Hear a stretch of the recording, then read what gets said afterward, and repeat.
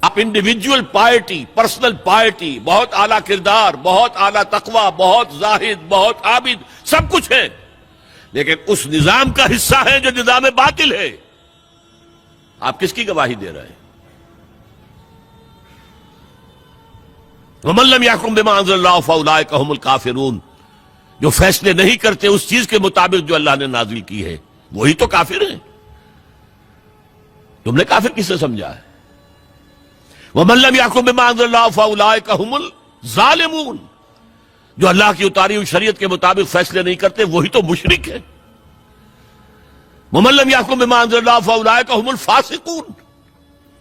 جو اللہ کی اتاری ہوئی شریعت کے مطابق فیصلے نہیں کرتے وہی تو ناہنجار ہیں، فاسق ہیں، غدار ہیں، باغی ہیں، سرکش.